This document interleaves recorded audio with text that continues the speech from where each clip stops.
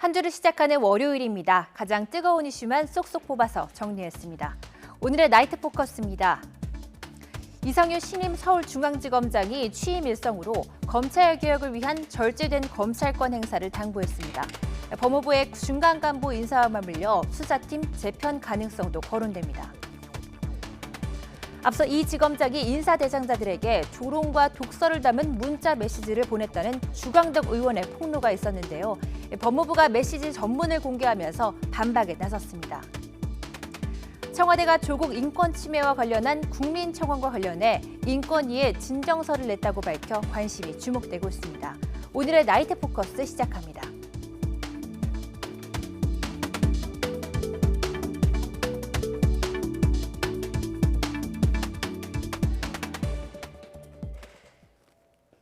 오늘의 나이트 포커스 패널 두 분 소개해 드리도록 하겠습니다. 이종근 시사평론가, 최진봉 성공회대 교수 나오셨습니다. 안녕하세요. 네, 안녕하세요. 네, 이성윤 검사장이 전국 최대 검찰청인 서울중앙지검장으로 부임했습니다. 먼저 취임 첫 메시지 듣고 이야기 나눠보도록 하겠습니다. 검찰개혁에 대한 국민의 요구와 열망도 그 어느 때보다 높은 상황이라고 생각합니다. 수사의 단계별 과정마다 한 번 더 생각하고 절제와 자제를 거듭하는 검찰권 행사가 필요합니다. 현안 수사는 물론 국민 한 사람 한 사람에게 매우 중요한 민생과 직결된 사건에도 투입하여 국민에게 도움이 되는 효율적인 수사 시스템으로 정비할 필요가 있다고 생각합니다.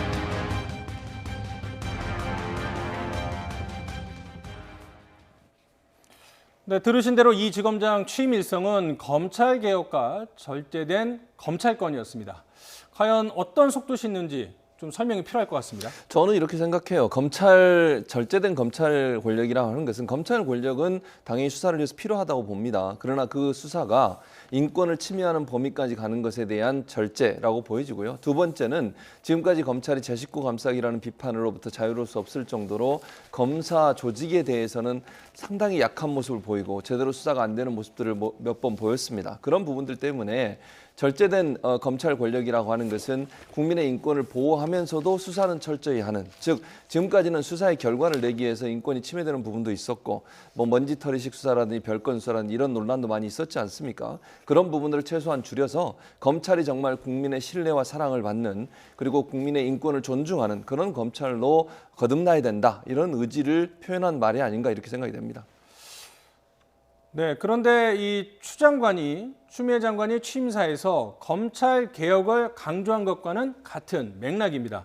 하지만 윤석열 검찰총장이 정권 관련된 수사에 차질이 없도록 하라, 이 수사의 연속성을 강조를 했는데 이 지검장은 검찰권을 절제하라고 하니까 사실 좀 상반된 듯한 느낌인데 어떻게 보십니까? 네, 자, 검찰권을 절제하자, 국민들의 인권을 우선적으로 생각하자라는 점에서 윤석열 검찰총장이 반대한 적은 한 번도 없습니다. 그런데 지금 이 시점에서 이 두 사람의 이 멘트를 왜 우리가 돌아봐야 되냐면, 지금까지 법무부 장관이나 혹은 정부 측에서 검찰권을 절제해야 된다는 목소리는 나왔어도 이 검찰 고위 간부 이상급에서 검찰권을 절제하자라고 이야기한 적은 없어요. 즉 검찰총장인 윤석열 검찰총장을 중심으로 해서 모든 그런 이 대검의 또 검사들의 의견이 하나로 집약된 모습이었는데, 지금은 윤석열 검찰총장 이외에 서울중앙지검장으로 임명된 이번에 이성윤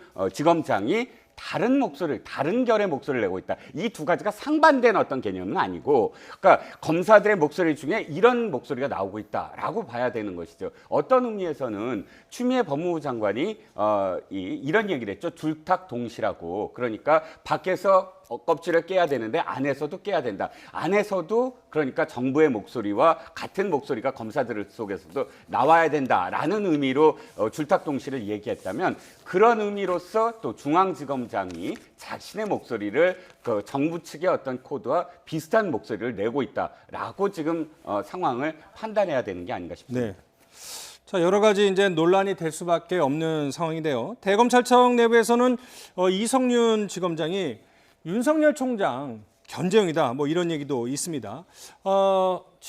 이성윤 지검장 어떤 인물인지 차정윤 앵커가 정리해봤습니다. 전국에서 가장 큰 지검이자 검찰의 칼날로 불리는 서울중앙지검수장에 이성윤 신임지검장이 취임했습니다. 검찰 내 대표적인 친문 인사로 꼽히는 이성윤 지검장, 대통령과는 어떤 인연일까요? 전북 곡천 출신의 이 지검장, 문재인 대통령의 경희대 법대 후배입니다. 이 지검장은 노무현 정부 시절 청와대 특별감찰반장으로 근무하면서 당시 민정수석이던 문 대통령과 처음 인연을 맺었다고 하는데요. 문재인 정부 출범 뒤에 대검 반부패 강력부장과 법무부 검찰국장을 거치면서 이번에 서울중앙지검장까지 이른바 검찰 빅3로 불리는 주요 보직을 달게 됐습니다. 하지만 이 지검장 박근혜 정권 시절 한직으로 밀려나는 이른바 좌천 인사를 당하기도 했습니다. 서울고검과 금융위원회 파견 등 한직으로 밀려나기도 했고요. 2014년 세월호 참사 당시 목포지청장으로 검경 합동수사본부장을 맡기도 했습니다.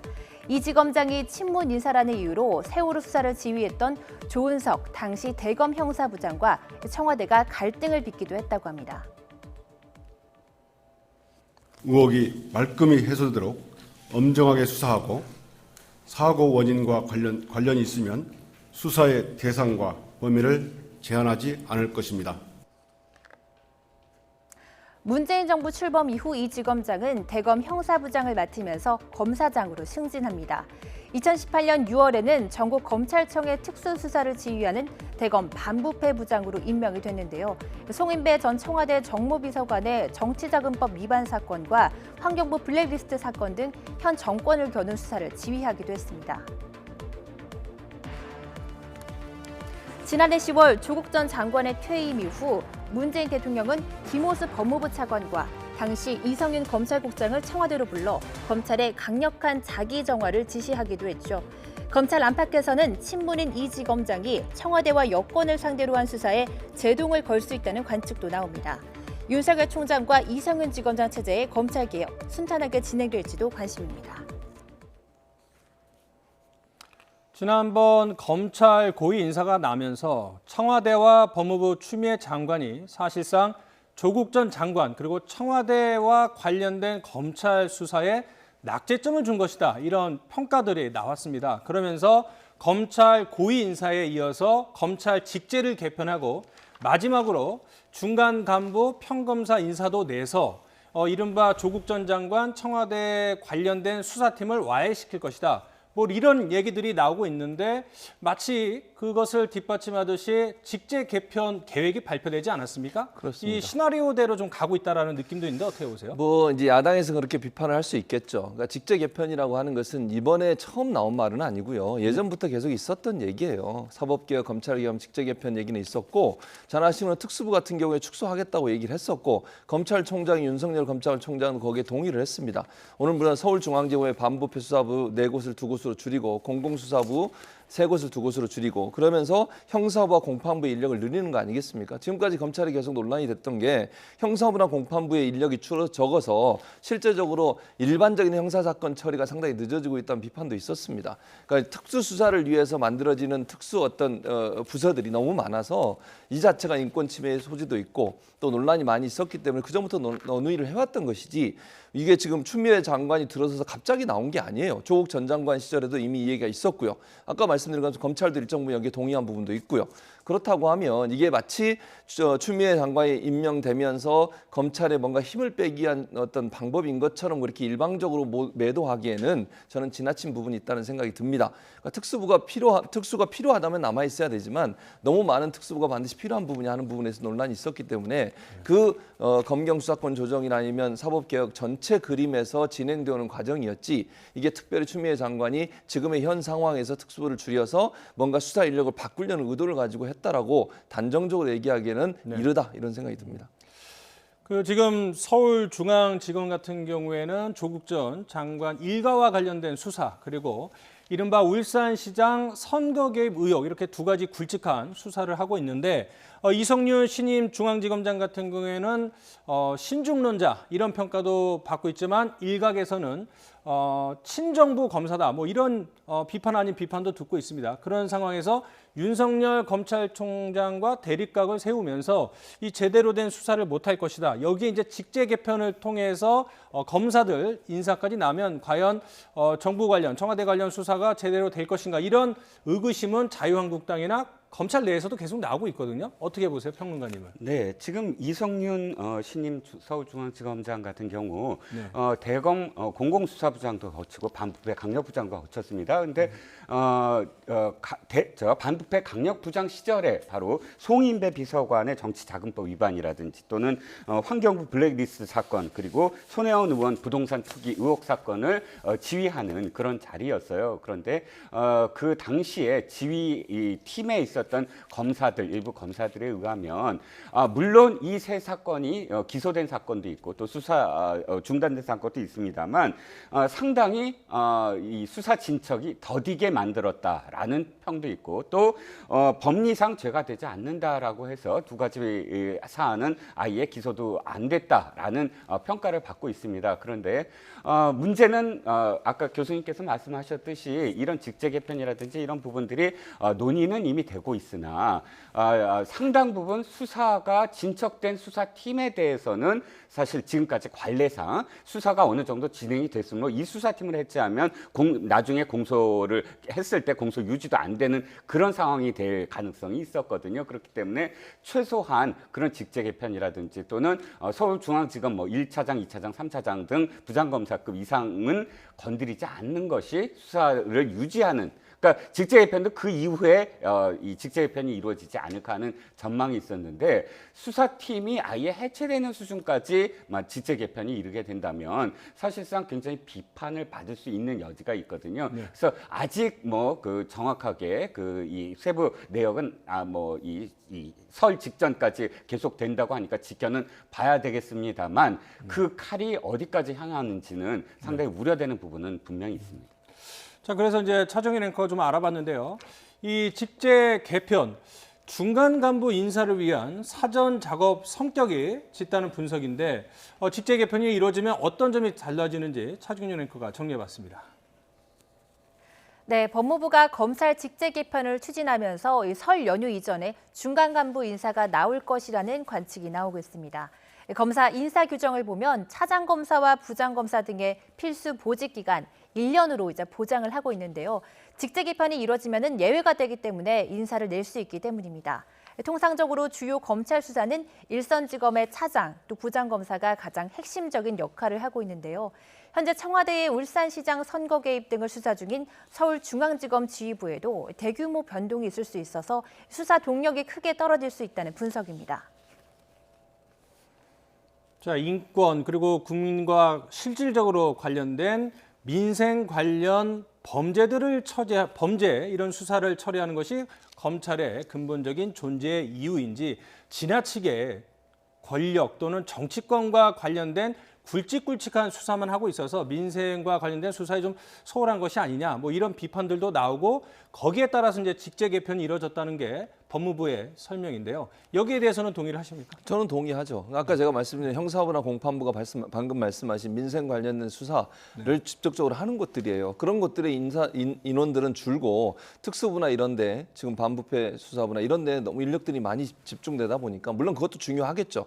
그러나 인력 배치가 좀 더 원활하게 이루어지기 위해서는 반드시 그런 게 필요하다는 생각이 드는 것이고 또 이제 특수수사부 같은 경우에는 성과를 내기 위해서 사실 여러 가지 이제 무리한 수사를 한다는 비판을 받을 수도 있고요. 인권 침해적인 어떤 수사를 한다는 비판을 받을 수도 있습니다. 그런 부분들 일정 부분 좀 견제하고 줄이기 위해서는 특수부 같은 경우에 숫자를 좀 줄이는 게 필요하다는 것이 대체적으로 윤석열 검찰총장도 동의한 내용이에요. 그렇다고 하면 검찰 개혁에 있어서 여러 가지 방향들이 있지만 그중에 국민의 인권이라든지 수사를 받는 사람들의 어떤 인권 이런 부분들도 고려하면 수사가 이루어지도록 하는 체제를 만들기 위해서는 특수부가 일정 부분 줄어들 필요가 있다는 생각이 드는 거죠. 왜냐하면 사실은 이게 검찰이 특수부를 만들어서 인력을 많이 배치해서 뭔가 성과를 내야 된다는 압박감이 시달리게 되면 무리한 수사를 할 수 있는 위험성은 충분히 도사리고 있는 것이거든요. 그런 부분들을 줄이기 위해서 또 민생과 관련된 많은 어떤 수사들이 제대로 이루어지지 않고 시간이 계속 차일피일 미뤄지는 것도 국민에게도 피해를 주는 부분이니 형사부와 공판부에 좀 숫자를 늘리기 위해서라도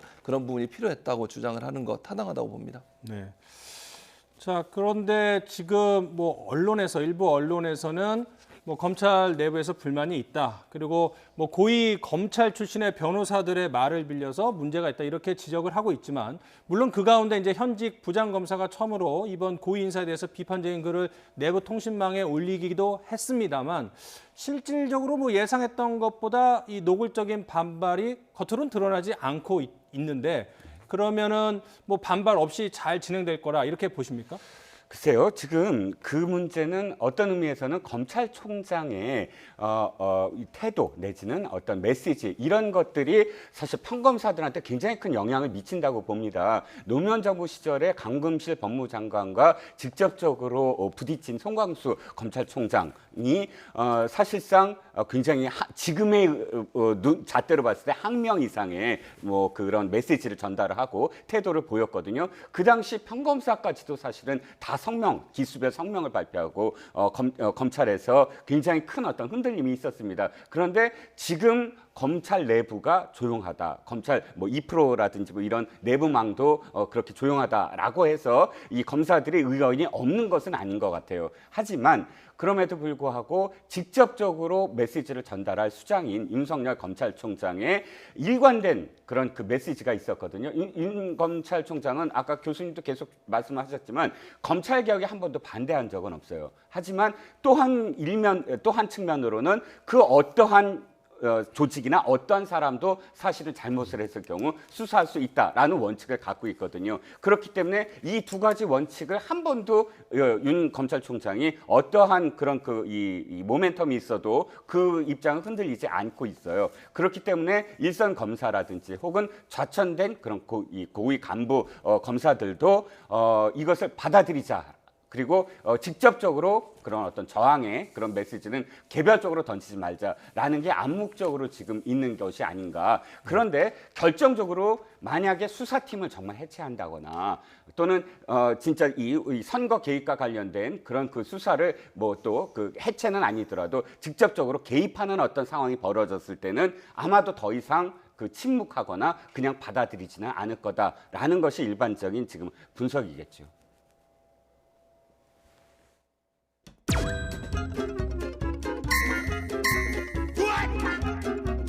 약을 올리는 듯한 표현이 들어가 있고 독설에 가까운 험한 말이 들어가 있고 마치 권력에 취해 이성을 잃은 듯한 동료 검사들이 경악하고 있습니다.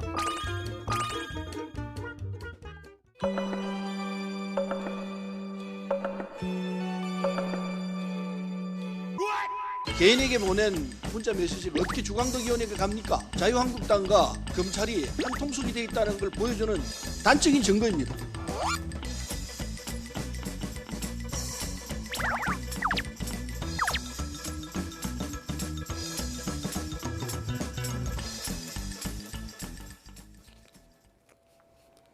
그러니까 자유한국당 주광덕 의원이 이성윤 신임 서울중앙지검장이 이 자천된 검사에게 조롱성의 문자 메시지를 보냈다. 이런 주장을 하면서 이제 논란이 시작됐는데 먼저 어떤 주장인지 한번 최 교수님이 좀 설명을 해 주시죠. 그러니까 지금 뭐 우리가 싱크를 들었습니다만 약을 올리고 독설에 가까운 좌천돼 가는 그런 검사에게 그런 얘기를 했다라고 얘기를 했는데 실제 법무부가 그래서 이 문제 때문에 논란이 돼가지고 첫째는 이런 얘기예요. 개인 간의 문자 내용이 공개된 것도 그것도 타인에 의해서 공개가 된 거 아니겠습니까? 검사들 간에 문자를 보내고 받았는데 그걸 주광덕 의원이 어떻게 알았겠냐는 거예요. 첫 번째 문제 제기는. 그러니까 주광덕 의원이 누군가가 그 받은 사람 얘기하지 않는 이상 이게 공개되기 어렵잖아요. 아니면 받은 사람이 다른 검사 얘기하고 그 검사가 얘기했을 가능성은 있겠죠. 그런 단계를 거치긴 했겠지만 주광덕 의원에게 어떻게 이게 넘어갔느냐. 그렇게 되면 논란이 되는 게 뭡니까? 지난번에 잘 아시는 것처럼 조국 전 장관 집에 압수수색할 때 조국 전 장관하고 수사관하고 통화한 내용 그게 주광덕 의원에서 발표가 됐습니다. 또 하나 조 전 장관의 딸 그 학교 성적표 관련된 부분 주광덕 의원이 공개를 했습니다. 이 내용들이 결국 어디서 그러면 정보를 얻었을까와 연관되다 보니 그런 문제가 발생하고 있고요. 두 번째, 지금 약을 올리고 독설에 가까운 말을 했다는데 실제 법무부가 발표한 내용 우리가 나중에 보겠습니다만 그 내용을 보면 약을 올리거나 독설에 가까운 발언이 전혀 없어요. 왜 이런 얘기를 했을까? 본인이 이 문자를 봤다고 하면 그런 의문이 남는 부분이 있어서 주광덕 의원이 검찰에 일정 부분 연결된 선이 있는 거 아니냐 그런 비판과 함께 네. 이 문자 내용 자체가 독설이나 약을 올리는 내용이 없음에도 불구하고 그런 얘기를 한 거는 정치적인 어떤 수사를 한 게 아닌가 이런 비판을 지금 받고 있는 겁니다. 이제 논란이 커지니까요. 법무부가 이 개인 간에 사실은 주고받은 메시지인데 메시지를 공개를 했습니다. 그러면서 왜곡된 내용이다. 주광덕 의원이 선을 넘었다 이렇게 비판을 했거든요.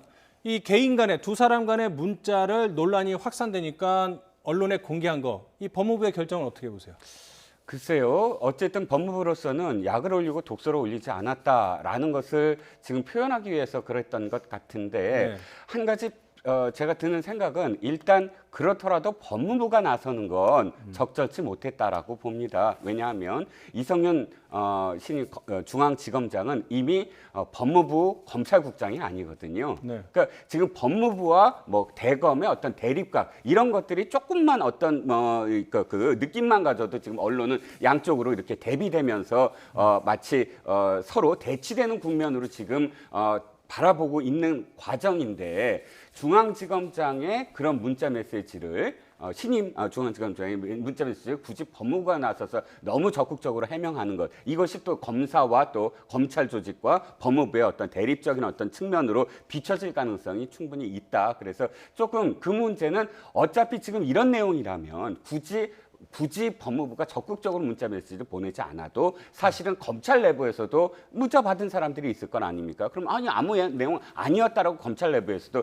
밝혀질 수 있는 문제였다고 봅니다. 실질적으로 내용이 정말로 그렇다면. 그런데 문제는 이거예요. 내용 뭐 나중에 또 이렇게 네. 하시겠지만 받은 사람, 그러니까 이 사건이 좀 다른 거예요. 어떻게 다르냐면, 지금 교수님께서 두 가지 예를 들으셨는데, 수사 내용을 검찰이 의원한테 보냈다. 이건 문제가 될 수 있습니다. 피의사실도 있을 수 있고, 수사 과정상이 있으니까. 근데 이건 내가 어떤 문자를 받았는데 굉장히 감정적으로 정말, 이게 나한테는 모욕적이었다라는 거거든요. 문자 자체가. 그것을 남한테 이야기하는 것 자체가 이렇게 공표하는 것과는 다른 내용이다라고 좀 보여지고요. 받은 사람이 일단 모욕적이라고 생각을 했으니까 그것이 모욕적이라는 게 와전이 됐든 직접적으로 전달이 됐든 하는 과정이 아니었을까 하는 부분이 분명히 있다는 것이죠.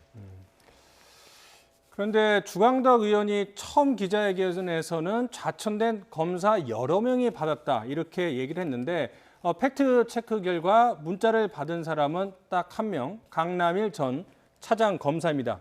이 자신이 받은 문자가 공개가 되니까 왜 자신과 관계도 없는 이 사건에 왜 자기를 끼어드르는지, 그러니까 이제 검사와 검찰과 법무부의 알력 이런 거를 입증하기 위해서 이제는 주광덕 의원이 공개를 했는데 이런 폭로전에 왜 자신이 끼어들었는지 황당하다 뭐 이렇게 얘기를 했습니다. 그런데 어쨌든 간에 강남일 전 차장 검사가 문자 내용에 대해서 누군가에게 이야기를 했기 때문에 그 누군가가 주광덕 의원에게 이야기를 한 거 아닐까요? 저는 그런 가능성이 높다고 보는데. 그렇게 가능성이 있죠. 뭐 두 가지 가능성이 있다고 봐요. 직접 얘기했을 가능성, 아니면 아까 제가 말씀드린 것처럼 누군가 다른 검사 얘기했는데 그 검사가 또 얘기했을 가능성. 근데 그러면 법무부 입장에서는 아니면 그 지금 뭐 법무부가 발표한 거에 대해서 문제를 지적하셨는데 뭐 그거는 그렇다 치고 그럼 이 문자를 안 밝혔으면 어떻게 되겠습니까? 주광덕 의원의 주장이 사실인 것처럼 계속 언론은 또 보도할 거예요.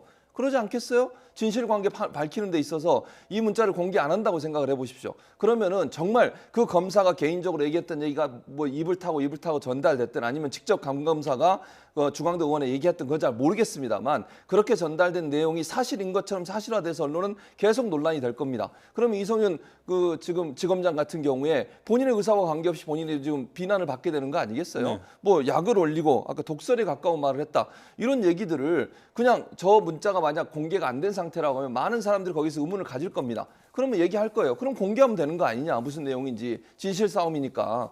그럼 이 지금 상황에서 공개를 안 할 수 없는 상황이 됐다고 저는 봐요. 주광덕 의원이 저렇게까지 얘기하는데 만약 공개를 안 해보십시오. 그러면 계속 보수 언론이나 아니면 자유한국당 이 문제 가지고 논란을 삼고 이 지검장에 대해서 계속 공격을 할 겁니다.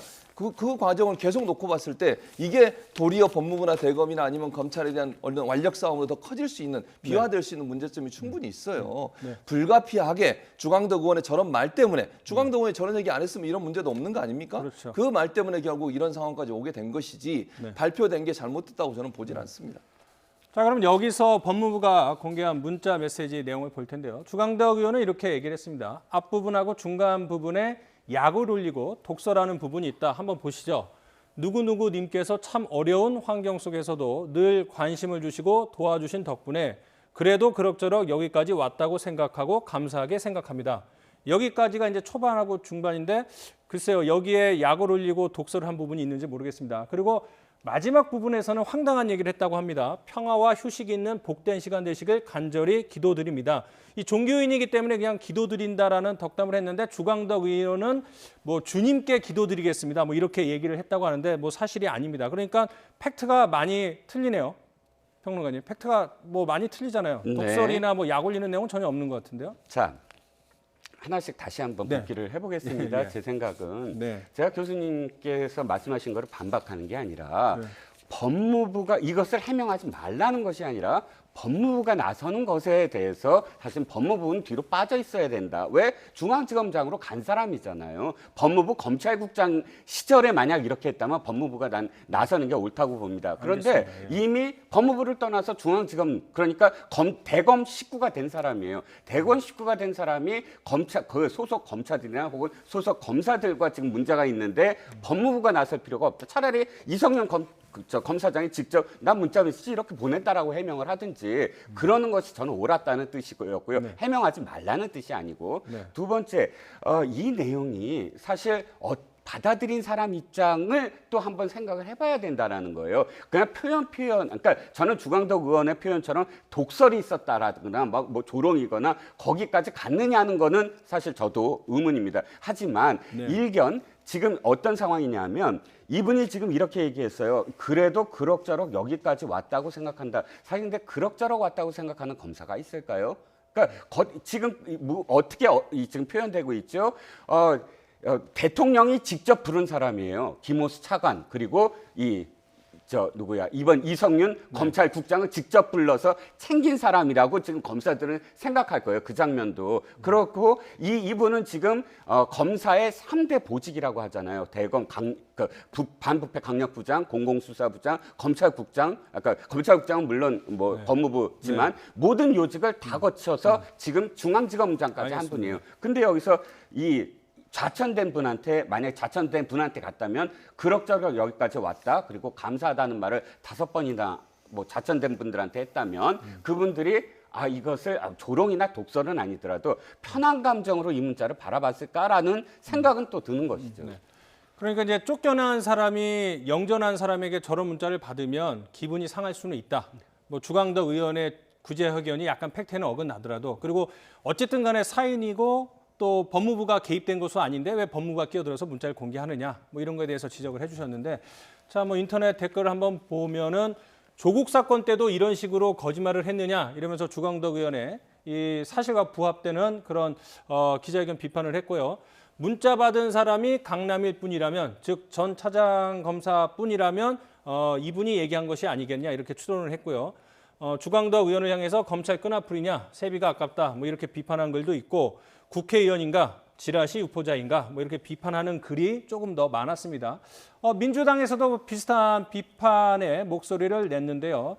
주광덕 의원 그리고 검찰을 맹비난했습니다. 민병두 의원의 말 들어보시죠. 우선 검찰이 이번 인사에 대해서 이의가 있으면 공식적으로 얘기하라 이거예요. 아무도 얘기하지 않으면서. 네네. 또 이임 인사에서는 자기들의 업보다. 네. 그동안 검찰의 업보다 네. 하고 자기가 어떤 반성문을 쓰고 가면서 이런 식으로 행동하는 건 좀 쪼잔하다, 지질하다 네. 이런 거죠. 무슨 자유한국당이 무슨 뭐 큰 형님입니까? 검찰에? 거기다 툭하면 가서 이런 거 있다고 저런 거 있다고 가서 얘기하고 제보하고 하소연하고.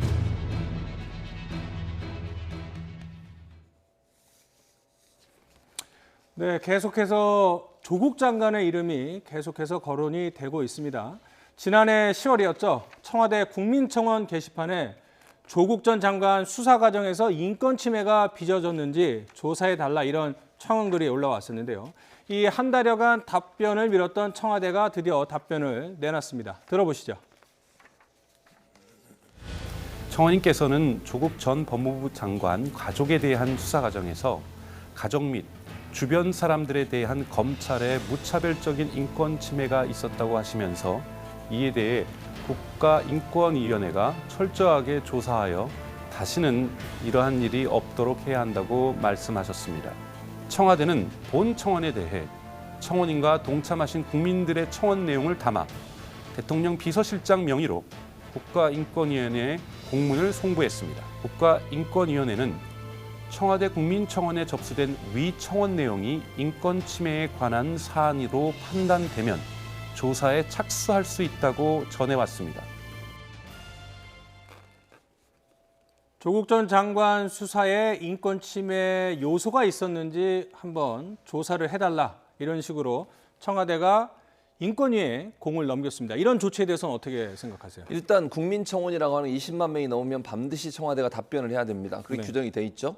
그리고 이제 청와대 입장에서 인권위에 제소하라고 얘기하는 게 청원인이 그렇게 주장을 한 겁니다. 청원인 입장에서 이 문제가 인권 침해적 요소가 있는지 없는지 조사해 달라, 이렇게 요청을 한 것이고요. 그 청와대는 사실은 이것도 원래 청원인이 22만 명이 넘고 나서 한 달 정도를 시간을 좀 기다렸어요. 그리고 나서 결정한 게 오늘 발표한 것처럼 인권위에 그럼 국민청원 진정서를 제출하겠다라고 얘기를 했습니다. 그럼 청원인이 청원을 해서 20만 명이 넘어서 청와대가 어떤 형태로 답변을 해야 되는 상황이고, 그 상황에서 인권위가 그러면 조사를 해서 밝혀주세요라고 청원에 대한 어떤 청원서를 제출한 것은 즉히 타당한 절차였다라고 봅니다. 네. 이게 이제 문제는 인권위가 어떤 결론을 낼지 아무도 몰라요. 지금 상황에서 인권위가 뭐 이게 조사를 했는데 인권 침해가 있었는지 없었는지는 누구도 모르는 상황이기 때문에 그 넘긴 것 자체가 문제라고 보지는 않습니다. 알겠습니다. 이번 인권 침해 문제와 관련해서 조사 여부는 앞으로 인권위가 결정을 할 텐데요. 지금까지 청원이 올라와서 이번 결정까지 어떤 과정을 거쳤는지 차정윤 앵커가 정리했습니다. 네, 조국 전 장관을 둘러싼 의혹 수사 과정에서 인권 침해를 조사해달라는 청와대 국민청원이 올라온 건 지난해 10월입니다. 청원 등록 한 달 만에 참여자가 22만 명을 돌파했는데요. 이에 대한 답변이 나와야 할 지난해 12월, 청와대는 SNS를 통해서 신중한 검토를 위해 답변을 한 달간 연기한다고 밝혔습니다. 그리고 또 오늘 조 전 장관 인권 침해와 관련된 내용을 정리해서 인권위에 공문을 보냈다면서 청와대가 직접 행동에 나선 겁니다. 진정서는 노영민 청와대 비서실장의 명의로 보냈다고 하는데요. 현 정부 출범 이후에 청와대가 인권위에 문건을 보낸 건 이번이 처음입니다. 네, 이런 가운데 조국 전 장관 지지자들이 이른바 조국 백서를 작성해서 일반에게 판매를 하기로 했습니다. 이른바 조국 백서인데요. 백서를 만들기 위해서 필요한 그런 비용들을 모금을 했는데 나흘 만에 3억이라는 돈이 모였습니다. 이미 누가 어떻게 할지 이거 역할 분담은 다 되어 있습니다. 추진위원장은 김민웅 교수고요. 집행위원장은 최민희 전 더불어민주당 의원, 후원회장은 방송인 김어준 씨, 그리고 집필은 정우용 교수 등 여러 분이 맡게 된다고 하는데요. 자, 조국 백서 작성 어떻게 보십니까? 일단 지금 추진하고 있는 분들이 네.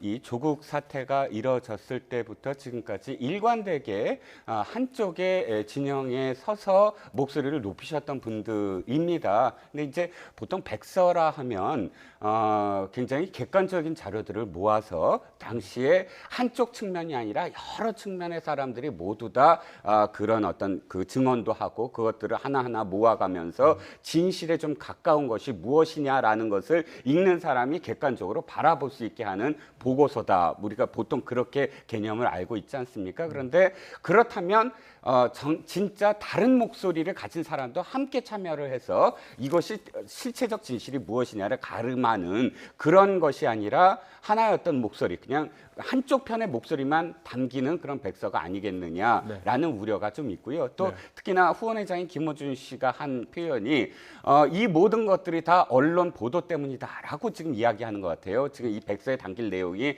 첫 보도가 어디서 나왔고 그 보도 때문에 어떻게 되고 이런 그러니까 모든 거를 다 언론 탓으로 돌리고 있는데 아직까지도 사실은 이 수사가 진행이 되고 있고 또 일부는 상당 부분 지금 그러니까 기소를 해서 재판이 열리고 있는 상황 아니겠습니까? 그런 과중에 모든 것들이 다 언론 탓이고 검찰의 잘못이다라는 백서가 나오는 것이 과연 이 지금 수사 재판에 또 영향을 미치려고 하는 건 아니냐라는 또 우려도 있는 것이죠. 그래서 이제 백서가 뭐 한 3월쯤에 나온다고 하죠, 목표가. 그러니까 이제 총선 전에 나올 것 같은데 말씀하신 대로 이 대표적인 진보 성향 논계 기자 후원회장을 맡고 있는 김어준 씨의 발언을 한번 들어보도록 하겠습니다. 저는 백서를 만들어야 돼요. 사람의 기억은 이제 약한 거예요. 시간이 지나면 왜곡되고 자기가 편하게 재편집이 일어날 거거든요. 그걸 하나하나 기록이 남는 거죠. 전환점이 됐던 기사, 큰 영향을 준 기사들, 기사군들 찾아서 왜 이런 보도가 나왔는지, 누가 어떤 과정을 거쳐서 어떤 영향을 미치는지 그 기자와 함께 다 기록하고 기사도 기록하고 백서를 만들고. 우리 평론가님이 말씀하신 것처럼 흔히 백서라 하냐면 이제 균형 감각을 갖고 찬반이나 여러 가지 의견들을 다 녹여서 참고를 해야 되는데 그런 것이 좀 부족하지 않냐 뭐 이렇게 지적을 해주셨습니다. 진중권 전 동양대 교수도 비슷한 생각을 갖고 있는 것 같습니다. 그래서 백서에 맞서서 흑서를 쓰겠다 이렇게 계획을 밝혔는데 조국 흑서를 쓰겠다. 후원금은 백서와 달리 받지 않겠다. 대신 인세로 충당을 하겠다.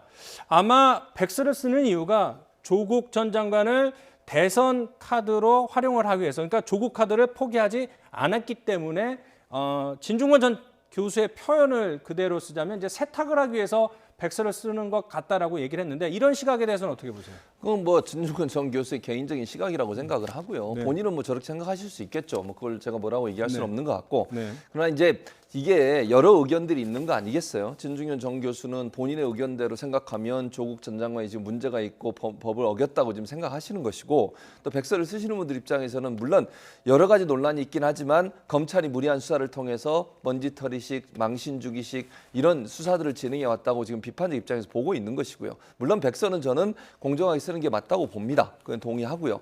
그러나 이제 어떤 형태로든 지금의 이런 여러 가지 상황들이 어떻게 진행돼 왔고 또 어떤 결과가 있었으며 어떤 사실들이 있었는지를 낱낱이 기록하는 것은 저는 필요하다고 봐요. 나중에라도 만약에 뭐 지금 그 평론가님이 지적한 것처럼 이게 만약에 편향됐다고 지적을 하시는 부분이 있다 하더라도 이런 자료들이 나중에 객관적으로 뭔가를 분석하는 데 충분한 도움이 되는 자료가 될 수 있다고 저는 봅니다. 어떤 형태로든.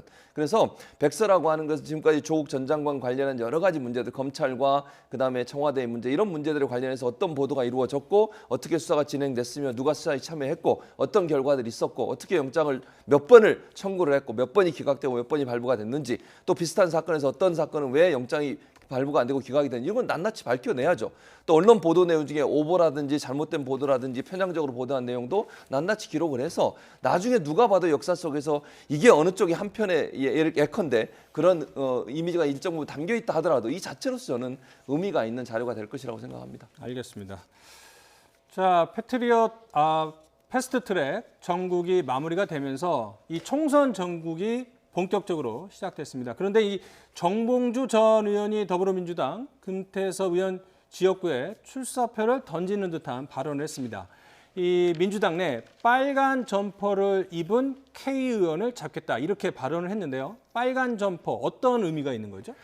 빨간색이 한국당 그 로고색 아닙니까? 그렇죠. 그러니까 마치 정봉주 전 의원은 금태섭 의원이 지금 더불어민주당에 있긴 하지만 한국당과 같은 생각을 갖고 있다라는 의미로 또 자신이 이제 정치 복귀를 하면 바로 그 금태섭 의원의 지역구 강서구로 나가겠다라는 그런 의사를 밝힌 것 같습니다. 근데 잘 이해가 안 가는 건 지금 금태섭 의원이 한 행위가 지금 지난 9월에 조국 전 장관 사태 때 청문회 때 참 조국 장관에게 지금까지 조국 장관이 해왔던 어떤 말과 그다음에 행동이 불일치하는 거 아니냐 거기에 대해서 묻고 있는데 전혀 딴 얘기를 하고 있다. 그리고 실망한 젊은이들에게 사과할 의향은 없느냐 이 말이었어요. 그런데 이 말과 관련해서 지금 마치 한국당과 똑같은 생각을 갖고 있다라고 정봉주 의원이 이야기하고 있는 것 같은데 그 이후에 민주당은 금태섭 의원을 끌어안았어요. 총선 기획단에도 포함시키고 그리고 또 민주당 내에 많은 그런 의원들이 사실 그것을 우리가 함께하지 못했던 것에 대해서 반성하는 기류가 있었거든요. 그리고 실제로 이해창 대표도 그 부분과 관련해서 훨씬 후에 우리가 당이 제대로 젊은 사람들의 마음을 어루만져주지 못했다라고 사과까지 했어요. 그렇다면 그 사과는 분명히 금태섭 의원이 청문회 때 한 얘기와 궤를 같이 하는 이야기거든요. 그런데 당은 그렇게 가는데 정봉주 전 의원은 원외 인사라서 그런지 나는 금태섭 의원을 용서할 수 없다라고 하면서 지금 나오고 있는데 마치 미투 사건에서 아직 1심밖에 판결이 안 났는데 자신은 완전히 무죄인 것처럼 해서 돌아오기 위해서는 뭔가 이런 어떤 마케팅이 필요하다. 그 마케팅을 금태섭 의원을 갖고 마케팅을 하는 것 아닌가 싶습니다. 그 말씀은 이제 대중의 관심을 끌기 위해서 또 컴백을 화려하게 하기 위해서 이런 발언을 한 게 아닌가 이렇게 말씀을 해주셨는데 이 서울 강서갑에 총선 출마 의사를 밝힌 정봉주 전 의원 말씀하신 대로 지난 미투 파문으로 정치권을 떠났다가 다시 최근에 복당을 했습니다. 정봉주 전 의원 어떤 인물인지 차정윤 앵커가 정리했습니다. 네, 금태섭 의원의 지역구 강서갑에 출사표를 던진 정봉주 전 의원. 2007년 대선 당시 이명박 한나라당 후보에 대해 BBK 주가 조작 의혹을 제기했다가 허위사실 유포 혐의로 기소가 됐죠. 대법원에서 징역 1년 실형을 선고받고 만기 출소했다가 2017년에 특별 사면을 받아 피선거권을 회복했습니다. 2018년에는 서울시장 선거 경선에 도전장을 내밀기도 했는데요. 출마 기자회견을 앞두고 과거 성추행 의혹에 휩싸이면서 복당이 불어댔고 정계 은퇴를 선언했습니다. 정 전 의원은 자신의 미투 보도를 반박하는 과정에서 무고 등의 혐의로 기소되기도 했지만 1심에서 무죄를 선고받았는데요. 이후 정 전 의원은 민주당에 복당했고 현재 검찰은 1심 판결에 불복해 항소한 상태입니다. 네, 이번에는 자유한국당 상황 한번 살펴보도록 하겠습니다. 이 과거에 조국 전 장관을 옹호하는 듯한 그런 발언을 한 사실이 드러나서 논란이 된 이 희망공약개발단의 나다은 의원이 이 단원으로 위촉된 지 3일 만에 해촉이 됐습니다. 구체적으로 어떤 과거의 그 언행이 문제가 됐던 거죠? 뭐 주로 이런 얘기를 했어요. 조국 수호 집회에 갔다 와서 눈물 난다 이런 표현을 쓰면서 사진을 올렸고요. 민주당 힘내세요.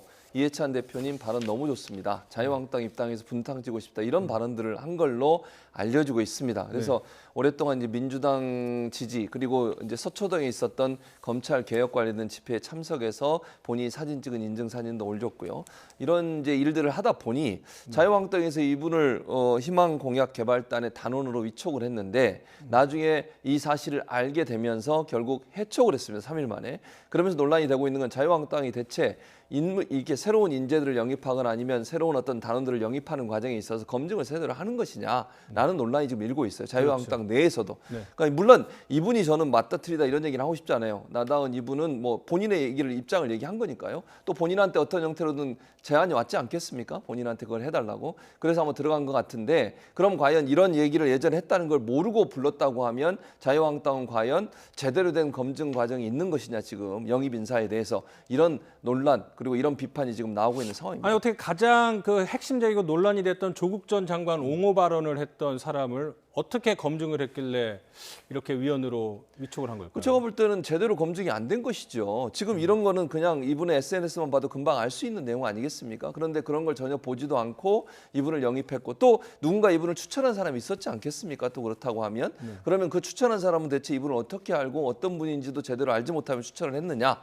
또는 이런 생각도 들어요. 한편으로는 너무 이제 민주당에서 치고 나가니 이런 부분들을 좀 커버하기 위해서 뭐 빠른 시간 안에 새로운 인물들 그다음에 좀 개혁적인 인물들을 찾다 보니 이분이 또 이렇게 컨택이 된 게 아닌가 이런 생각도 드는데 어쨌든 그렇다 하더라도 영입 인사 지난번에 박찬주 대장 관련해서 논란이 많았잖아요. 그럼 영입할 때 새로운 사람을 선발할 때는 여러 가지 검증 과정을 잘 지켜야 될 텐데 그런 부분이 제대로 작동되고 있지 않다고 하는 반증이어서 좀 안타깝다 이런 생각이 듭니다. 자, 그럼 여기서 나다은 전 위원의 과거 조국 전 장관 지지 발언 어떤 것들이 있는지 차정윤 앵커가 살펴봤습니다.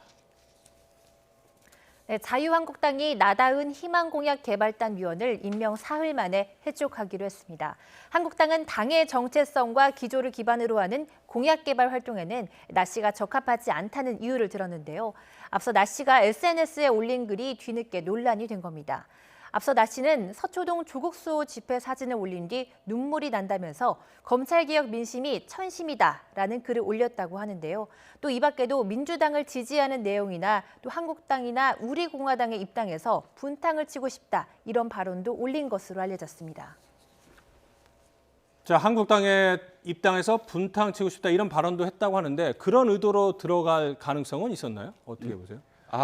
글쎄요. 그건 좀 지켜봐야 되겠죠. 그런데 지금 한국당 입장에서는 지금의 각 정당마다 가장 큰 이슈가 미래 세대거든요. 그러니까 옛날에 어떤 갈등들이 지역 갈등이라든지 뭐 계층 갈등이라든지 계급 갈등이라면 지금은 세대 갈등, 즉 청년의 마음을 어떻게 잡느냐 각 당마다 전부 다 혈안이 되고 있습니다. 그리고 더군다나 여성, 청년과 여성이라는 두 키워드를 어떻게 끌어안느냐가 한국당으로서는 굉장히 큰 어떤 지금 숙제였던 것 같아요. 그렇기 때문에 나다은 이 TV의 대표라고 하는데 인터넷에서 굉장히 뭐 인터넷 TV로 활약을 열심히 했다. 뭐 이런 그 이유가 있었던 것 같습니다. 그런데 중요한 건 조국 수호 집회를 이렇게 찬양하냐 아니냐는 중요하지 않은 것 같아요. 왜냐하면 그건 자기가 해명하면 돼. 그러니까 해명이 아니라 난 그런 생각으로 했다. 그래서 난 한국당에서 이 목소리를 높이겠다 하고 자기 생각을 일관성 있게 얘기하는 건 상관이 없습니다. 그건 뭐 논쟁이 있을 수 있어요. 하지만 말씀하셨듯이 한 정당에 들어와서 분탕치고 싶다 이런 표현은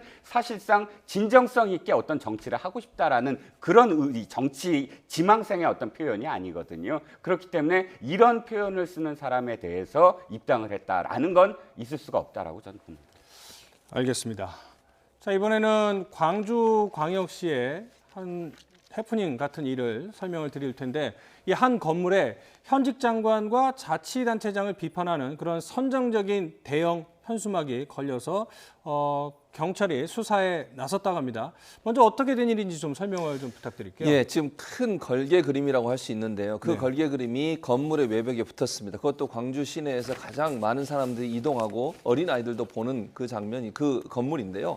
그 건물 외벽에 선거에 출마할 예상인 예비 후보인 것 같아요. 무소속인 걸로 알려지고 있는데 이 사람이 현직 장관, 현직 자치단체장 여성의 사진과 나체 사진을 합성한 큰 걸개 그림 지금 화면에 나오고 있습니다. 그 그림을 걸은 겁니다.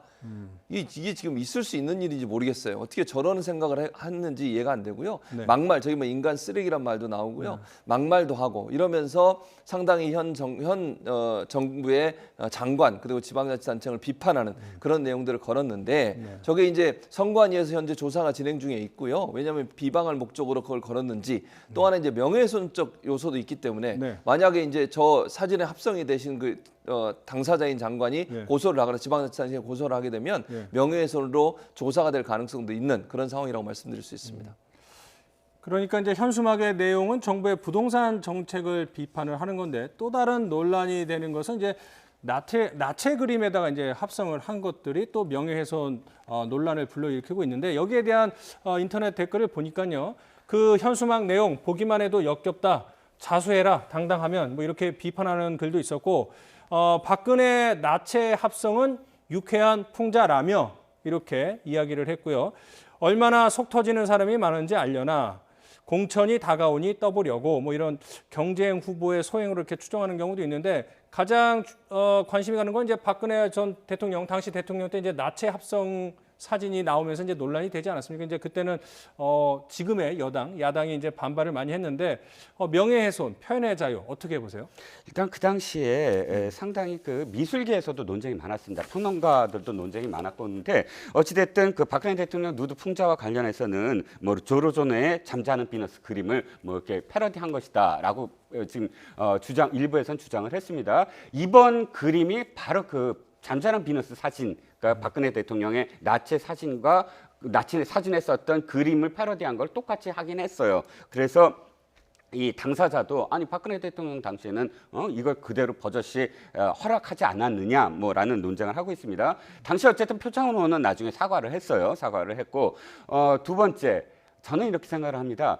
박근혜 대통령과 관련해서의 풍자가 잘못됐다라고 생각을 한다면 저도 사실 그 의견에 동의를 하는데 왜냐하면 그것 역시 보는 사람들로 하여금 혐오감을 일으키게 만드는 성적인 또 그런 부분이 있었거든요. 성적 혐오감을 주는 그렇기 때문에 그것도 잘못됐다고 저는 생각을 합니다. 그런데 잘못됐다라는 것을 표현하기 위해서 똑같은 방법으로 잘못된 방법으로 잘못을 그렇게 인정받으려고 한다면 그건 도덕적 우위에 설 수 없다라는 거예요. 이런 부분은 도덕적 우위에 섰을 때만이 사람들로부터 공감을 얻을 수가 있는 것이거든요. 그래서 잘못을 이야기하려고 또 다른 잘못을 저지르면 안 된다라고 저는 생각합니다. 현수막이 워낙 크기 때문에 누가 제작을 의뢰했는지 또 CCTV가 있기 때문에 누가 설치했는지 금방 경찰 수사 결과로 장본인, 당사자가 누구인지는 금방 드러날 것 같습니다. 이종근 시사평론가, 최진봉 성공회대 교수와 함께 나이트 포커스 함께했습니다. 고맙습니다.